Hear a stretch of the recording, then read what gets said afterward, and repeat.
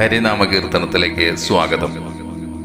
ശരിയാതൊരക്ഷരം അതിങ്കേന്നുദിച്ചതിത് ലിപിയേഴുമക്ഷരം ഇതെന്നങ്ങുരപ്പുജനം അറിയാവതല്ല തവ പരമാക്ഷരസ്യ പൊരുൾ അറിയായുമായി വരിക നാരായണായ നമ. ബ്രഹ്മം അക്ഷരമാണ് എന്ന് നമുക്കറിയാം. അക്ഷരമെന്നാൽ നാശമില്ലാത്തത്.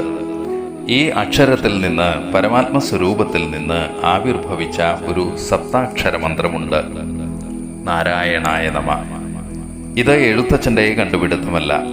അദ്ദേഹം പറയുന്നു, ലിപിയേഴും അക്ഷരം ഇതെന്നങ്ങുരപ്പു ജനം.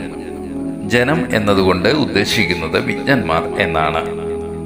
ഭക്തിപ്രസ്ഥാന കാലഘട്ടത്തിലാണ് ഹരിനാമകീർത്തനത്തിൻ്റെ രചന. വൈഷ്ണവ ഭക്തി ഭാരതത്തിലെമ്പാടും അലയടിച്ച കാലമായിരുന്നു അത്.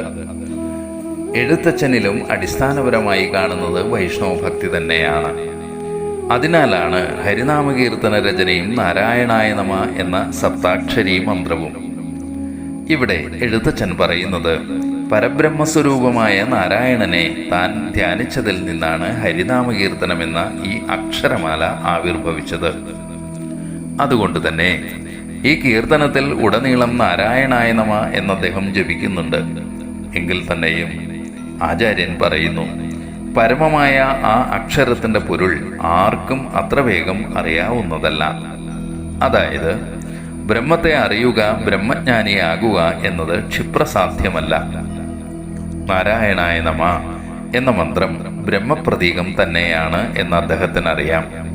എന്നിട്ടും അതിൻ്റെ ആന്തരിക തലം ഇന്നോളം തനിക്ക് മുമ്പിലോ മറ്റുള്ളവർക്ക് മുൻപിലോ ശരിയായി തുറന്നു കാട്ടപ്പെട്ടിട്ടില്ല.